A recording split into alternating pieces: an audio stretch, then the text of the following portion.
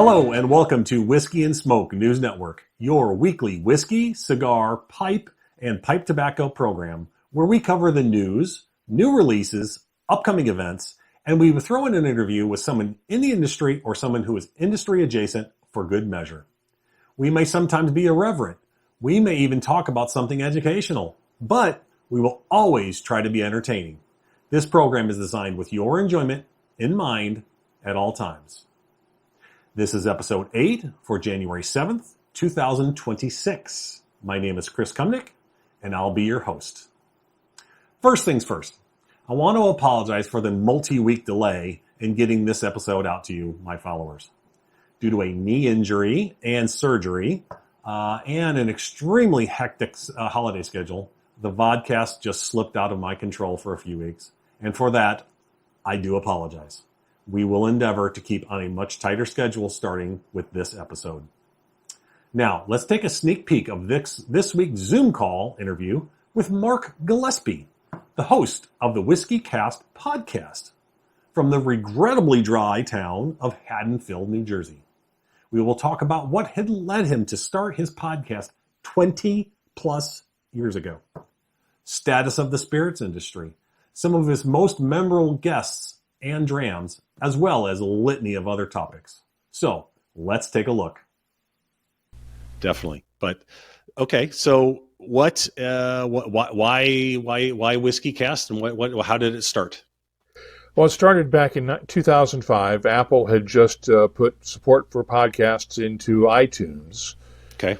And the company I was working for at the time thought we should get into podcasting. I said, wait a second, because I was the person who was going to have to make this work. Right. I said, wait a second, let me go play with this for a little bit and see what we're getting ourselves into. Exactly. So I took my audio gear and went to Whiskey Fest New York and recorded some interviews and put together a couple of podcast episodes. And they were well received. Earlier, I had put a notice in the in the Whiskey Magazine chat rooms, asking people if they would listen to a whiskey podcast, and I got 17 responses. One said yes, 2 said maybe, and the other 14 said, what's a podcast? And on that, I've built a 20-year career. All of that with Mark Gillespie and more, but first, the news. In whiskey news, Scotch sherry bombs? Surging demand from Scotland's premium whiskey industry for sherry-seasoned casks has sparked a revival across Spain's historic sherry region, transforming what was once a declining trade into a booming business. Sherry producers like González Bayas and Barbadillo are now producing large volumes of wine specifically seasoned to season oak casks for single malt maturation, supplying distillers such as Macallan and Dalmore, and driving vineyard replanting, cooperage growth, and regional investment unseen in decades. While sherry sales have long been falling, the cask seasoning trade, now involving as much as 40% of sherry production, has revitalized balance sheets, landscapes, and centuries-old Anglo-Scottish trade ties, making whiskey the unlikely engine behind Jerez's economic and agricultural resurgence. In an interesting twist of meat and smoke, Meat Church BBQ founder Matt Pittman has acquired a minority stake in the Kentucky-based Pursuit Spirits, marking a first-of-its-kind partnership between barbecue and bourbon influencers aimed at accelerating Pursuit's growth. The investment will help Pursuit expand distribution, enhance operations, and develop collaborative whiskey releases while tapping into Meat Church's audience of more than 1 million fans. Founded in 2018 by Kenny Coleman and Ryan Cecil, Pursuit Spirits produces the Pursuit United line of bourbons and ryes, and recently opened its Whiskey Row Visitors experience in Louisville, which will play a key role in creating immersive brand collaborations centered on great whiskey and great barbecue. As reported on a few weeks back, Compass Box's 25th anniversary charity auction, held with Bonhams and timed to its Art Basel Miami exhibition, raised $54,000, more than double its goal to benefit the Wolfsonian Florida International University. The online sale featured 8 no-reserve lots from the brand's archives, all of which exceeded their estimates, led off by the one-off Scotch-Swedish blend Confluence by new creative director Angela D'Orzio, which sold for $22,500. The strong results underscored collectors' demand for Compass Box's inventive whiskeys, with proceeds supporting future exhibitions and educational programs at the Wolfsonian. In a little news from down under, Australian distiller Archie Rose has released the 3rd installment in its limited smoked cask series, Cinnamon Smoked Cask Single Malt Whiskey, a 495 bottle run aged in barrels smoked with cinnamon to impart warm baking spice notes alongside tropical fruit and charred pineapple. Bottled at 51.9% ABV, the whiskey reflects the distillery's experimental approach of smoking casks with botanicals rather than grains, a technique developed with an Australian cooper. Part of a four-release series that also includes wattle seed and juniper expressions, the cinnamon edition is available now for $199 Australian through Archie Rose's website. Diageo has added Buchanan's Green Seal to its permanent Scotch range, a new luxury blend designed to balance modern appeal with traditional Scotch craftsmanship. Bottled at 40% ABV, within a suggested retail price of $100, Green Seal was created by master blender Craig Wallace using select stocks, including a Glen Elgin single malt made with an unusual South African wine yeast, to deliver bright citrus and tropical fruit notes layered over smooth, creamy richness and subtle smoke. Developed with Buchanan's core Latin American markets in mind, while also aiming to attract new drinkers, the expression reflects Diageo's strategy of innovating within Scotch regulations and offering accessible contemporary flavors without abandoning the brand's heritage. Sorry about that. Ohio's A.M. Scott Distillery has filed for Chapter 11 bankruptcy protection, reporting approximately $3.35 million in debt against less than $500,000 in assets. The filing was made on December 22nd in the U.S. Bankruptcy Court for the Southern District of Ohio, allowing the distillery to continue operating while it works to reorganize its finances. Founded in 2022 by Anthony Scott in Troy, Ohio, the company produces whiskey, rum, vodka, and gin, though its products are currently listed as sold out. Creditors include the U.S. Alcohol and Tobacco Tax and Trade Bureau, the Internal Revenue Service, and the Ohio Department of Taxation, which are collectively owed tens of thousands of dollars in unpaid taxes.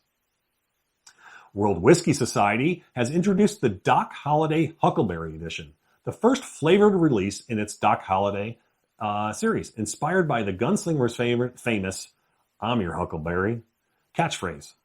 Bottled at 70 proof, the whiskey blends a classic bourbon-style base with sweet, tart huckleberry flavor, offering bright berry aromas, hints of vanilla and oak, and smooth, lightly honeyed finish. Priced at $45, the Huckleberry Edition is available now through the World Whiskey Society online shop and select retailers nationwide. Total Wine & More, America's largest independent retailer of fine wine, spirits, and beer, has named retail veteran Ryan Ross as its new CEO, effective January 12, 2026. Ross brings more than 25 years of experience across retail, e-commerce, and lifestyle brands, most recently serving as president of the Neiman Marcus brand, with previous leadership roles at Williams-Sonoma and Home Shopping Network. Company owners David and Robert Trone praised Ross's track record in driving growth and enhancing customer experience, while Ross said he looks forward to building on Total Wine & More's strong foundation and leading the retailer to its next phase of customer-focused growth.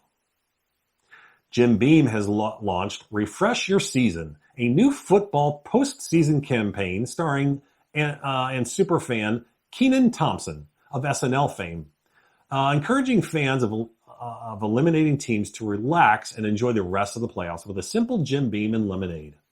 Debuting during the Christmas Day football game on Netflix, the spot features Thompson as a witty sports bartender, helping patrons embrace the freedom of stress-free viewing.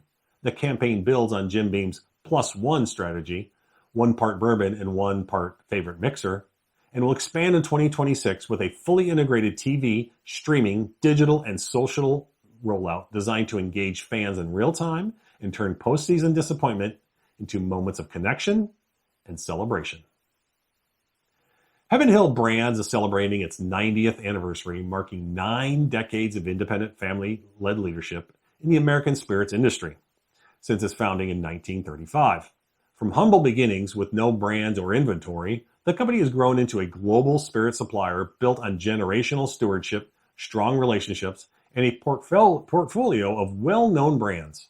The milestone year includes a refreshed corporate identity and thriving together platform, the opening of new Louisville headquarters, and commissioning of the Heaven Hills Springs Distillery alongside industry accolades, more than 300,000 visitor center guests, and support for over 100 charities through employee volunteerism and corporate giving. In cigar news, J.C. Newman Cigar Company has revived its historic Sarzedas brand, first rolled in 1900, with a modern Nicaraguan blend while honoring its heritage as the aromatic cigar.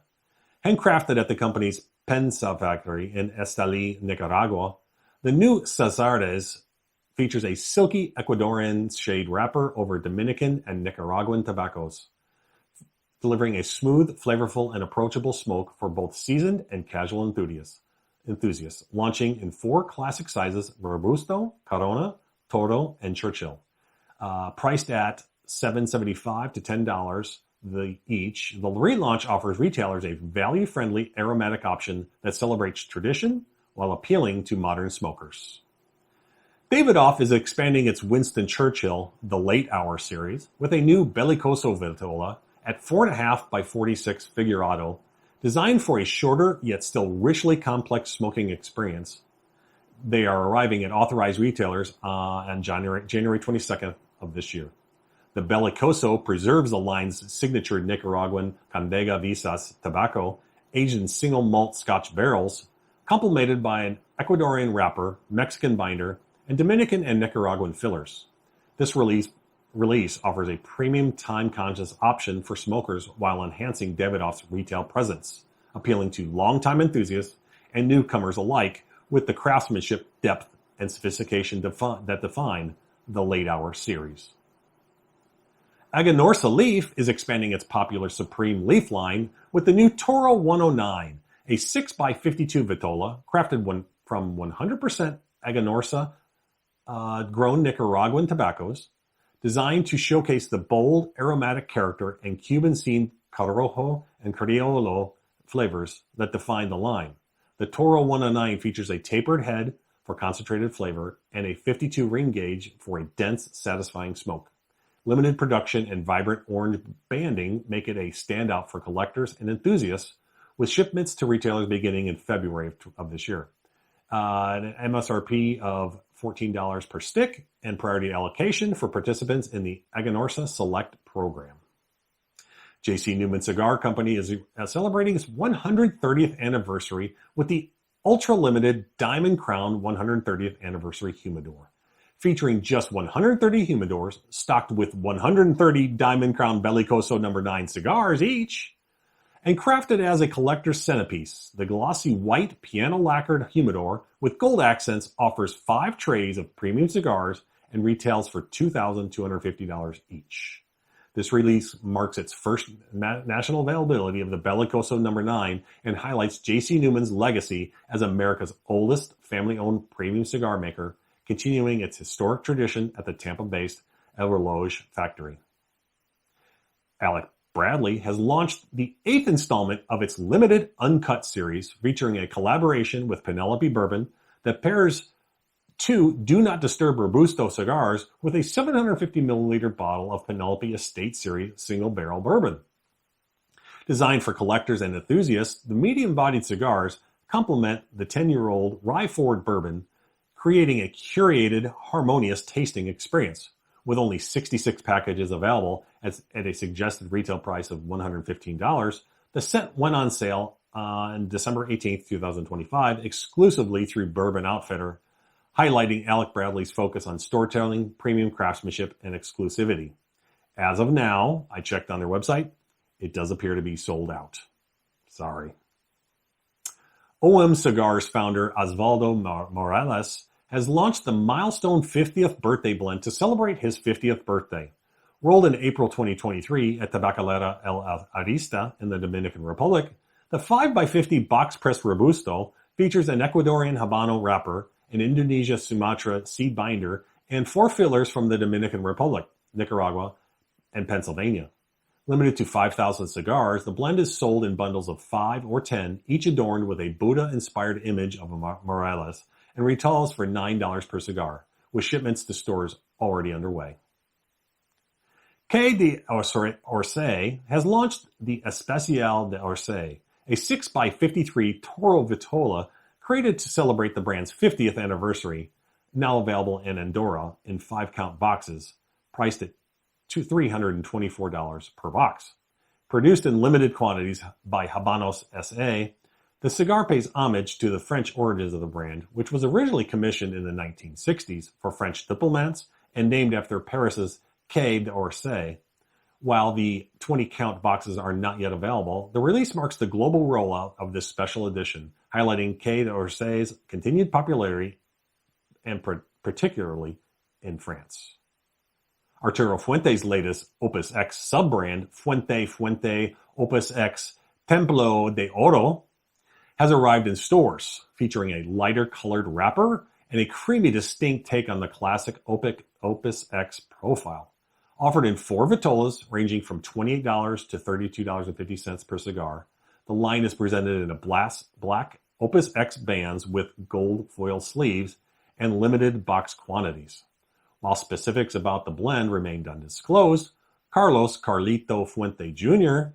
emphasizes its intentionally smooth Fuente house-style character, with future shipments expected to follow the brand's typical selective release schedule.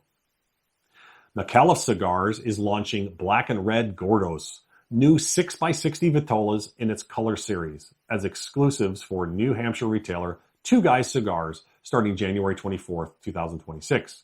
Priced at $10.30 each, packaged in 20-count boxes, the black features a Mexican San Andreas wrapper over an Ecuadorian Habano binder with Nicaraguan fillers, while the red combines a San Andreas Habano wrapper, Pennsylvania broadleaf binder, and Mexican Nicaraguan filler tobaccos.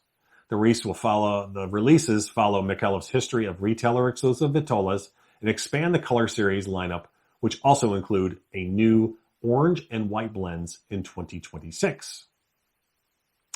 Casa del Habano has opened a new location in Querétaro, Mexico, expanding the Cuban cigar franchises in the Central Highlands of Mexico. Situated near the Antilla Mall, the store features a walk-in humidor stocked with major Cuban brands like Cohiba, Trinidad, Montecristo, and Romeo y Julieta. 2 small indoor lounges, a terrace, a bar, and humidified lockers, all allowing smoking.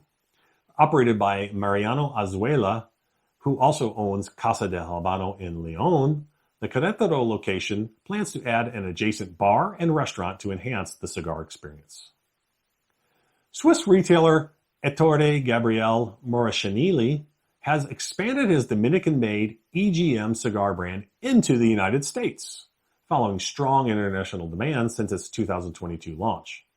Originally selling Cuban cigars, Morachinelli developed EGM to be a standalone premium brand produced entirely in the Dominican Republic at the ABAM factory, with 11 sizes ranging from petite Coronas to large ring gauge Diadamas. Priced mostly between $20 and $30, his smaller, more full-bodied Empryon line, also Dominican, features aged tobaccos in 3 larger vitolas. They're distributed in the U.S. by City of Palms.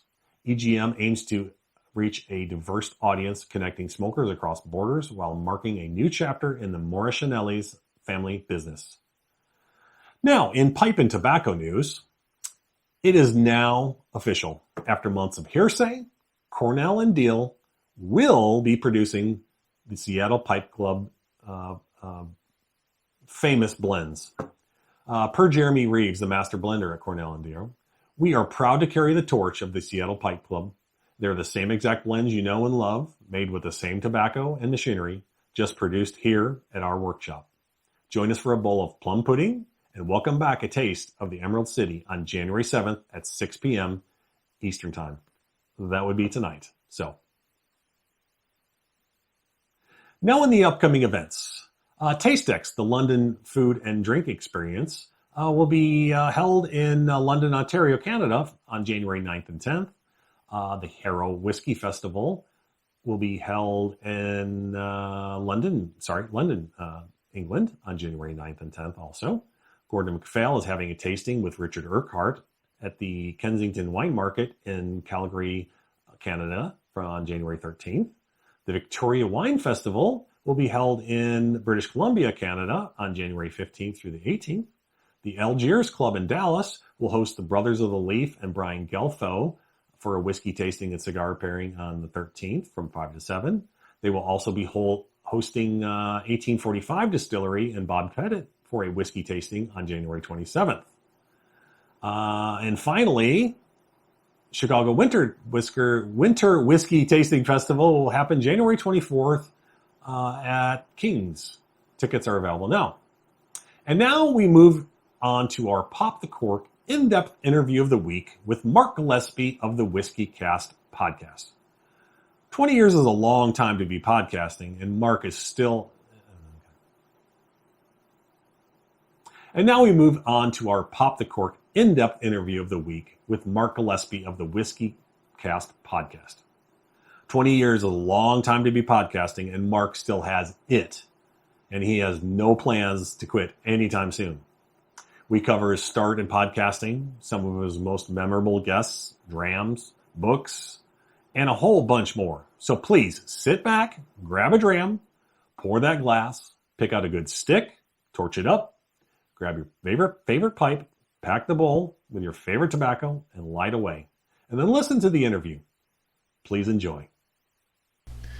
All right, everybody, and we are back again, and today is a special one for me because I'm getting to interview a person I admire greatly, and his name is Mark Gillespie, and he is with the WhiskyCast, and he has been doing this for 20 plus years now. So started back in November of 2005, and but I'd like to introduce Mark. Mark, please say hello, and we'll get going. Hi, Chris. So go ahead and if you don't mind, give me a little bit about your background before the WhiskyCast started, and then we can go into how it started and why and all that good stuff. Well, basically, my background is in radio and TV news. I've done it my entire adult life since I was 18 years old, and this was a natural outgrowth of my radio and TV background. Excellent. Yeah, you said you like were all over the United States, right? I mean, you've gone to Alaska, everything like that, right? Yeah, I worked in Alaska for 7 years as a reporter and anchor for the NBC station up there. Worked in Detroit, worked in Houston, worked in Indianapolis, Southern Illinois, you name it, New York, all over the place. Wow, that's amazing. Well, and I will have to tell you, you have the voice, and you're actually pretty good on the camera too. But you definitely have the voice for a great podcast. So thank you. Definitely. But okay, so why WhiskyCast, and how did it start? Well, it started back in 2005. Apple had just put support for podcasts into iTunes. Okay. And the company I was working for at the time thought we should get into podcasting. I said, wait a second, because I was the person who was going to have to make this work. Right. I said, wait a second, let me go play with this for a little bit and see what we're getting ourselves into. Exactly. So I took my audio gear and went to Whiskey Fest New York and recorded some interviews and put together a couple of podcast episodes. And they were well received. Earlier, I had put a notice in the in the Whiskey Magazine chat rooms, asking people if they would listen to a whiskey podcast, and I got 17 responses. One said yes, two said maybe, and the other 14 said, "What's a podcast?" And on that, I've built a 20-year career. Yes. Yeah. And 20 years. So, I mean, you're at how many episodes you're up to now, Mark? 1,138 as of this weekend. Wow, that's truly amazing. And I think I'm through about between a quarter and a third of them. Obviously, I've been listening for the last 9 months also. So I've been listening to you for the last 9 months, but then catching up, starting at the beginning, moving forward, and you learn so much. Truly, I mean, there's such a depth of knowledge there, and the people you've spoken to and everything is just, it's astounding. Truly. Thank you. That's why I started it, was because I wanted to further my own whiskey education. I didn't know much about whiskey when I started out, but I learned by talking to people. Mm-hmm. And this gave me a chance to talk to distillers and blenders and writers and everybody involved in the field of whiskey, and gave me the chance to really pick their brains. Right. And that's a self-made education, like you said, that's you've had front row. And I drug everybody along with me along the way. and we're better for it. We're better for it, for sure. No doubt about it. And I love the way yours is done. To me, it's like a news program, and I appreciate that. It's it's just a well done podcast, no doubt about it. So I appreciate that. Thanks.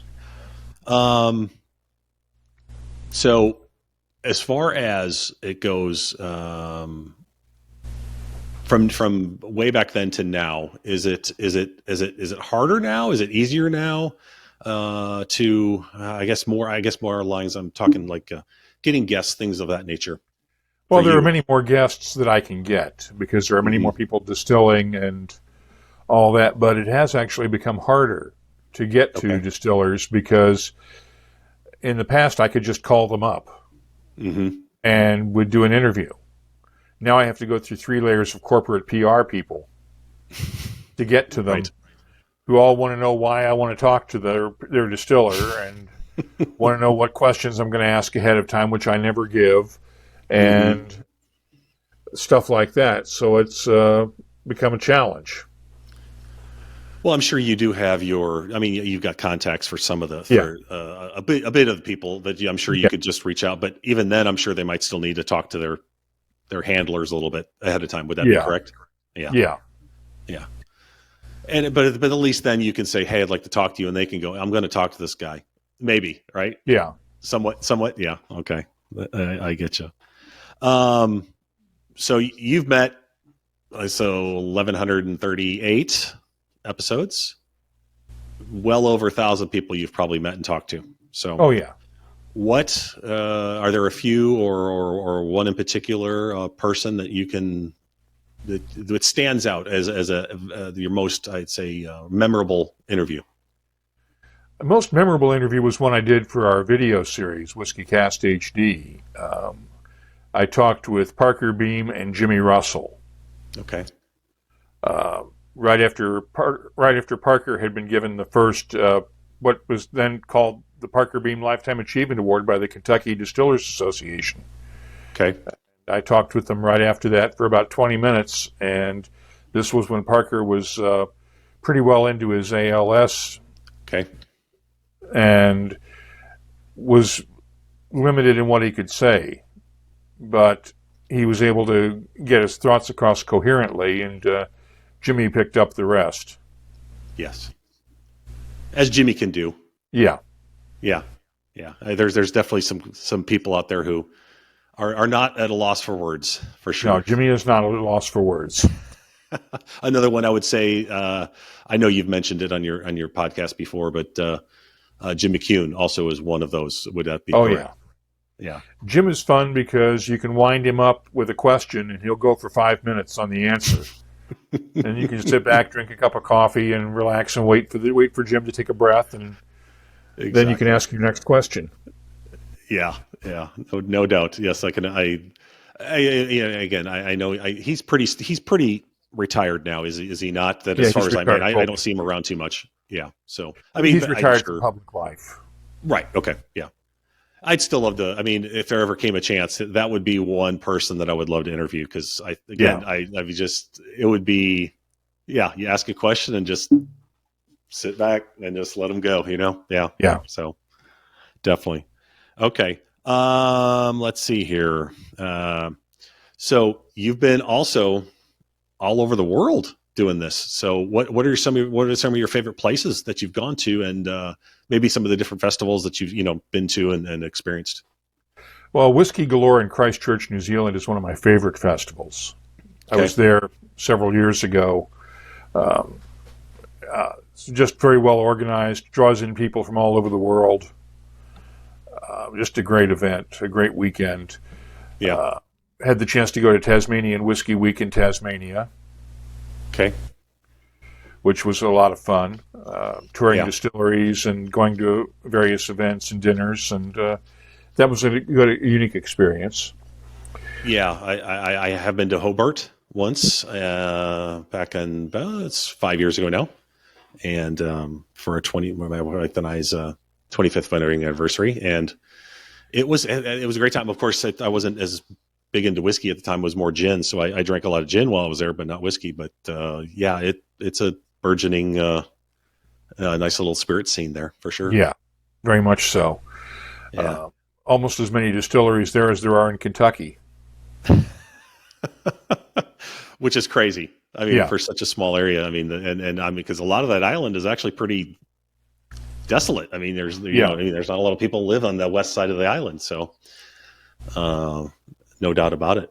Yeah, for sure. You are also. I mean, I know you almost every year, from what I can tell, go to I think both Vancouver and to up to Nova Scotia, or is it which one is it? New Brunswick, yes. So you go up there a lot too. The Victoria Whiskey Festival every January and the New Brunswick Spirits Festival every November. Right. Both are among the best in the world, in my opinion. Okay. They are very well run with military precision almost in terms of the master classes. And excellent. I go to those because most of the people in the audience could easily be presenters. And usually are in some cases. The audience is that well versed and that knowledgeable. Got it. And that makes it fun too, I would imagine. You know what I mean? It's a lot of fun. It's not just your typical hand me a glass, fill a glass event. Yeah. Which I'm learning that there's some of those that are that way and some are not that way. Yeah. Of the ones I've been to, most of them, I should say most. There have been a few that I've been to, and it's just like, people just coming in, I pay some money, and I want as much free whiskey as I can get. Yeah. Aren't really enjoying it or trying to learn anything or anything like that. So yeah, they're there to get drunk. Exactly, and they do. Yeah, and they do. Yes. So you've also interviewed a bunch of authors. I think you just had one on the Not Another Effing Whiskey book. Was that correct? Mitch Bouchard. Yeah. Got the book right here. Yes, there you go. Yes. Highly recommended. Highly recommended. Okay, good. I saw it, and that is on my list to get. It's actually literally on my Amazon book list to great purchase. Gift for the holidays for the whiskey lover. Okay, that's good to know. Good to know. I'll let my family know that, so they can get it off my list on Amazon. Is there a book that you like that you have liked the most? I mean, I know like a lot of Dave Broom's books and all those, and Charles McLean's. Yeah, Dave and Charlie are old friends, and I read almost everything they write. Yeah. Charles put out a book last year with another gentleman, and I was able to get. It's a pretty thick book too. I forget what it's called though. Just truly, I mean the history and everything that they go into is just the depth of knowledge is crazy. Yeah. Yeah. Yeah, so, the guys are among the two great authors, in my opinion, of whiskey. Yeah. Right up there with the late great Michael Jackson. Okay, yeah, yes. I was going to say that Michael Jackson, exactly. That was the other one I was thinking of, is that I know he passed away. And his books also were, top notch. His books were excellent. He was the one who really put whiskey writing on the map in the 1980s and 90s and made it possible for people like me to do what I do. Right. Because he was also a big beer guy, too, if I remember correctly. Yeah. Right? He was a beer guy first and then a whiskey guy. Okay. And then now the malt whiskey yearbook every year to me is you know, like the standard. I mean, if you want to know what's out there new and everything like that, is such a they're good books. I'm looking at a complete stack. I think I'm missing 2 or 3 editions on my bookshelf. I did the same thing this year. I went out and bought a bunch of used ones online, and I have almost the full stack. I did see that 26 is out now, so I'll be ordering that one also. So yeah, very good, very good.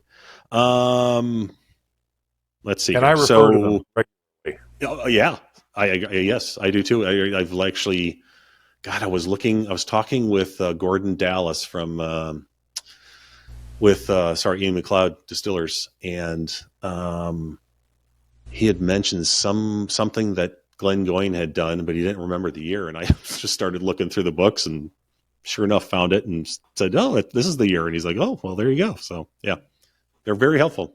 Yeah, very much helpful. So. Okay, so you have. Excuse me. There's a bunch. Obviously, there's also a bunch of documentaries, TV shows, TV movies, things like that. You know, the remake Whiskey Galore, things that. What would be one that you like the most that's been put out recently? The Water of Life. Okay, was one of my favorites, and that's the one with Jim McEwen and everything in it that kind of goes over Bruichladdich, right? Yeah. That is. It's a very, very good one. And again, even in that one, he's just Jim, right? Yeah. Just Jim. Going and just Jim. Okay. Let's see. So what about, we've gone over your festivals. Okay. Now you're in the regrettably dry town of Haddonfield, New Jersey. Right. Is that closer to Philly or is that closer to New York? It's very close to Philly. Okay. That's okay. But we have a subway line connecting us to Philly. Yeah. Okay. Okay. So you're on a subway line. Okay. Yeah. That's handy. Being that close to New York, I'm sure helps as far as having access to people, coming over, especially from across the pond. Yeah. New York is a stop for most of them. Yeah. They'll stop in New York, and I'll get the PR handlers will say, "Hey, do you want to come into town and interview so-and-so?" And I'll go, "Yes, of course." Exactly. I'd be glad to. Why not? Right? Yes. Yeah. Always looking for content. So yeah, it's people coming to New York. They come into Philadelphia. I spend a lot of time on the train going up to Philadelphia, or from Philadelphia up to New York. Yep. Well, thankfully they've got the high-speed rail there, right? Yeah. So not in the New Jersey Transit, they don't. Oh, really? They don't have the Amtrak through? Okay. I didn't realize that. They have Amtrak, but Amtrak goes through Philly. I take New Jersey Transit from within the state. Okay. So yeah, you just get on that and take it up to New York. Yeah. Yeah. Okay. And it's an hour and a half on the train. Yeah. It's a fairly comfortable, I would assume, right? As New Jersey Transit trains go, yeah. It's not the most comfortable ride.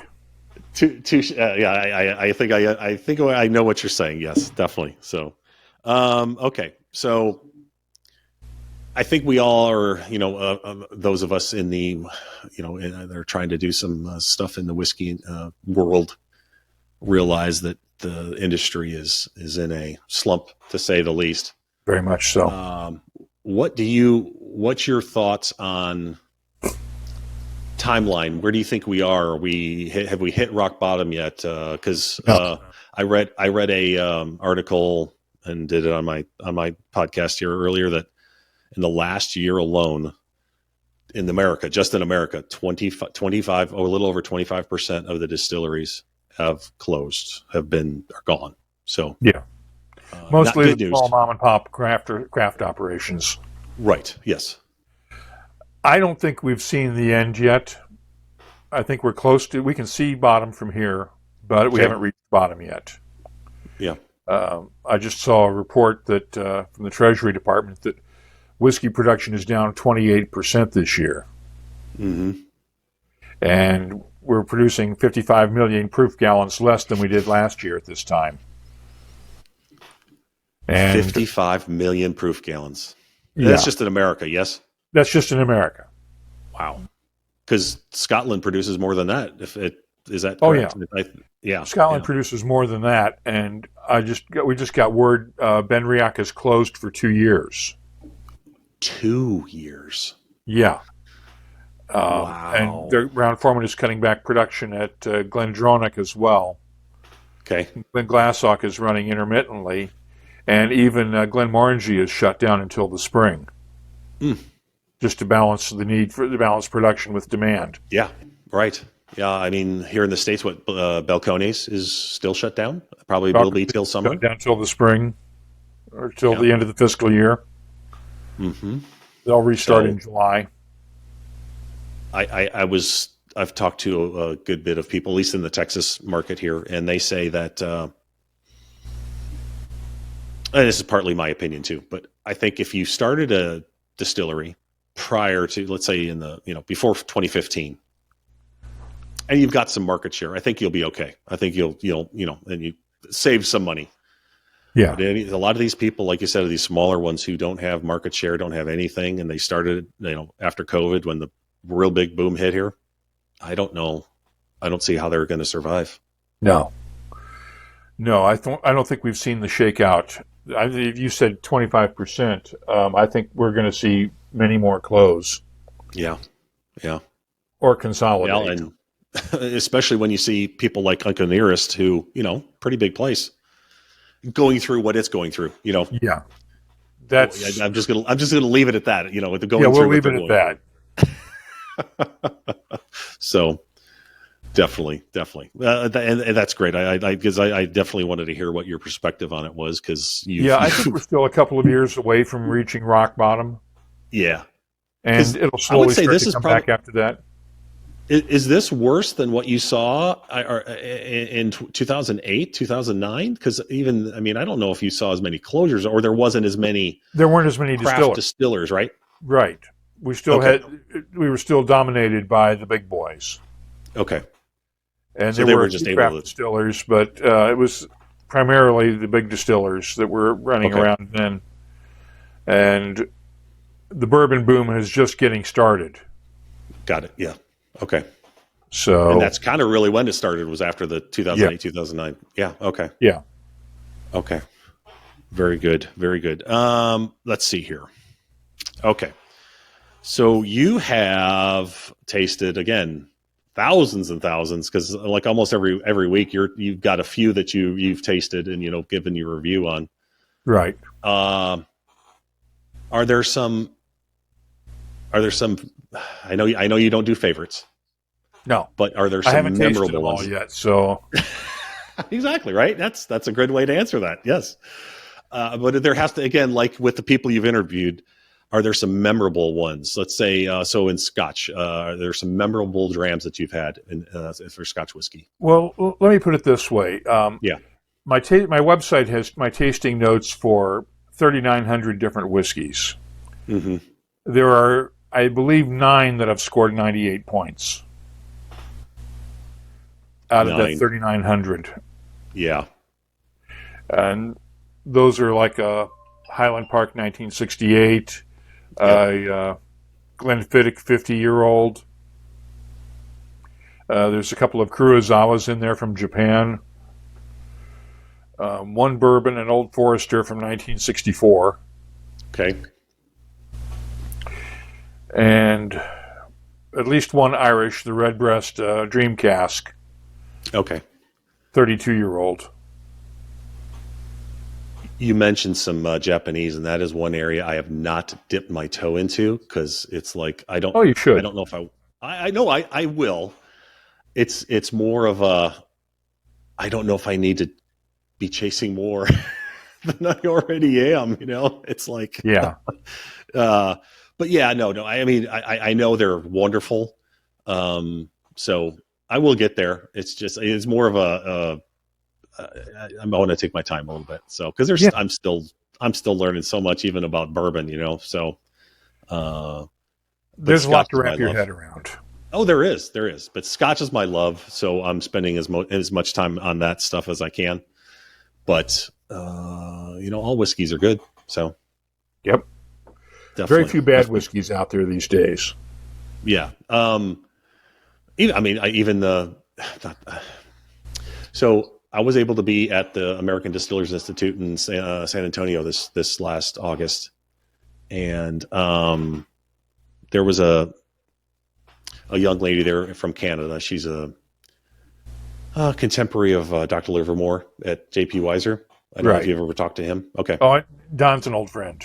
Okay. Yeah. I'm actually going February to one of his blending sessions up in Windsor. Oh, good. You'll have fun. Yeah. Yeah. I'm so looking forward to that. So, yeah.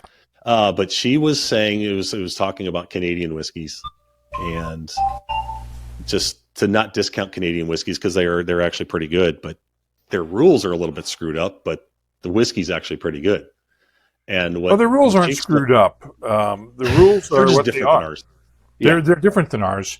You're right. It allows for more flexibility. Yes, that's how she was explaining it, and the other thing that I found interesting, and I don't know if all distilleries do that up in Canada, but when they're distilling, they make a batch of wheat whiskey. They make a batch of malted barley. They make a batch of corn whiskey. Right. And then they literally blend those parts together to make their whiskey. Right. They blend them together after maturation. Yeah. The mash bill, they don't really have mash bills. Their mash bill is 100% wheat or 100% corn, or, you know what I mean? And then which we don't do that. Scotland does obviously with single malt, but, which again, just different. And I think that can actually probably help them out make much different. Yeah, taste. It allows for more creativity along with the 9.09% rule. Right. It allows them to put other spirits in. Correct. The one thing that I did tell her though, that because she's like, well, don't think of Canadian whiskey as cheap. I said, well, then don't put it in plastic bottles. That's the only thing I could come up with. That was like, well, then don't put it in plastic bottles. But I'm sure that has something to do with shipping. So. Yeah, it's a lot cheaper to ship plastic than it is shipping glass around. This is true. Yes. So, no, but you see, yeah, I'm enjoying all the world whiskeys except, again, I have not dipped my toe in the Japanese. So, but that will come. So, what's your favorite thing that you have learned in the last 20 years, Mark? That whiskey is for everyone. Mm-hmm. No matter whether you're male or female, black or white, gay or straight, there's a whiskey out there for you. Mm-hmm. And all you have to do is just look around, and it may take some looking, but you'll find a whiskey that's right for you. And that's true. There's so many different kinds. Just like people, there's so many different kinds. So it's a good way to put it. Whiskey really is for everyone. And it brings people together. That's the beauty of it too. Yeah. The old stereotype that whiskey is an old white man's drink is fortunately going by the wayside. Yes. Agreed. 100%. I know here in Dallas, it's so interesting when we go, when I do go places, and the depth and breadth of people who are enjoying it is refreshing. Yeah. So definitely. Okay. So I'm going to ask you a question that you used. I don't know if you do it as much. I haven't noticed it as much, but you used to ask this question, and I hope you don't mind me asking this question to you. But when you're getting ready to go to that big distillery in the sky, what will be your last dram? What will you want to have as your last dram? I've asked this question a lot, and I've thought about this question a lot recently because we just lost Jim Cryle, who was a master distiller at the Glenlivet. who passed away this week. He was there for 15 years, and I asked him this very question when we talked in 2006 in Toronto. Mm-hmm. And he said at the time of Glenlivet 18, because that was his personal favorite. Right. Personally, I want to grab whatever's in front of me. It doesn't matter then. Whatever's close. Got it. Okay. That's fair. I understand. That's because that would make sense for you. There's no doubt about it. Because again, you've been able to experience a whole bunch, but you appreciate it all. You know. Yeah, would that be fair to say you appreciate it all? If I've got advance notice that I'm about to go, I'm doing something more important, like saying goodbye to my family, than trying to drink a dram. This is true. Yes. Yeah. Very good. Well, Mark, thank you so much. I hope I haven't taken up too much of your time this morning, not at all. I appreciate it truly. And I hope we get to meet in person in the near future. Hope so, hopefully this next year I'll be somewhere that you are, and we'll get to say hello in person. I would look forward to that. Can you please let everybody know how to find you and where to go look and all that kind of stuff, please? We're at whiskycast.com, and that's without the E. You can find the us right on way to social. spell it, correct? Pardon? The right way to spell it. Well, I wouldn't go that far, but it was the convenient way to spell it. Exactly. But you can find us on WhiskyCast on X, Threads, Blue Sky, Facebook, and Instagram. And we're on the web at whiskycast.com, and you can listen to the podcast on all your major podcast platforms. Yes. Yeah, I listen to you on Spotify, so definitely. And then I know you've even put it up on YouTube now too. It's just as an audio. Yeah, it's available on YouTube. Yeah. Yep. So go out and check him out. It's well worth your time. And again, listen to what he's got new, and then start at the beginning, start listening, and you will learn so much. It's just amazing. And thank you. I appreciate your time again, and we'll catch up soon, hopefully. Look forward to it. All right. Thanks, Mark. Thank you. I want to thank Mark Gillespie for taking his time and sitting down with me for a wonderful interview. And also to inform you that next week we will be speaking with Brian Smith of Hard Truth Whiskey from Nashville, Indiana. As always, we discuss his background, how we got started in the industry, and all things Brian Smith, Hard Truth, and their amazing campus destination. So please stay tuned for that. Now, this is the segment I like to call, What is Chris Putting in His Mouth? The dram of the week is a beauty. My son was in town for the holidays, and we just had to crack something open that was just special. So after much deliberation, we settled on my bottle of Glenfarclas 25-year-old single malt. Right here. Hope you can see that. So this, I've had this for a few years now and haven't cracked it. What I'll say is, if you all know who Keith Jackson is, he's a legendary TV sports announcer. He used to say a saying called, "Whoa, Nelly." This is that. It's everything that I truly love about a sherried Scotch. The nose is so deep with red fruit and a kick of oak coming in at the end. Yeah, just love that stuff. The palate's thick and oily and just smothers your mouth with tasty goodness. The finish is outstanding and lingers for at least a minute. I know, I counted. And I'm almost at a loss for words on the Scotch. Truly amazing, and I'm glad I was able to share that experience with my son. It was truly, what a wonderful night. Definitely top 5 whiskeys I've ever had, if not top of the list. Truly wonderful Scotch. The stick of the week, I don't have one, but I smoked it. is from Liga Privada. This is their T52 Corona Viva. It's a 6x46 medium to full stick. It has Honduran filler, a Brazilian binder, and a U.S. Connecticut Habana wrapper. This stick was rated number 11 of Cigar of the Year from Cigar Aficionado, and I can tell why. It was such a great smoke. It had smothering notes of caramel and earth at the start, which slid into some cinnamon and pepper before ending with lovely raisins and other red fruit. It had copious amounts of smoke and a beautiful draw. So wonderful. I will be looking for more to put into my cigar cellar.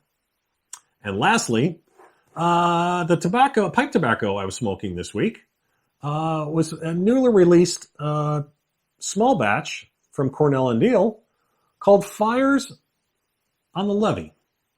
For a long time on Christmas Eve, people from the river parishes or counties in Louisiana along the Mississippi have lit massive pyramid-shaped pyres along the levees to help light the way for Papa Noel. Well, Jeremy Reeves, the head blender for Cornell Diehl, master blender, he's lit a fire in my heart with this one. It features a top-tier selection of naturally sweet Virginia grades, anchored by the rich red fruit character of pure St. James Perique, and with some woody campfire notes brought into the mix by two superlative dark-fired Kentucky grades. We're with a release of 12,000 tins. This is not C&D's smallest batch, but it did go quick. I thankfully pulled a few extra tins to my cellar, but after smoking this blend, I wish I had purchased more. Either I'm actually getting better at smoking my pipe, or this blend is one of my favorite blends I've ever smoked. Jeremy, if you're listening or watching, kudos, kudos, kudos, kudos. If you have something, if all of you have something you don't want to smoke or didn't like it, I know where you can send it. Anyway, now, as always, I want to thank you for joining me on this amazing journey to learn all that I can about these three amazing industries.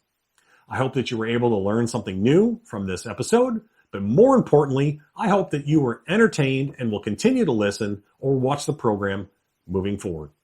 Please remember to subscribe to the channel, ring that bell, like the video, download it, do whatever you want to do with it, but please enjoy it and leave comments. You can find us on Instagram, Facebook, YouTube, Spotify, Amazon Music, and Apple Podcasts.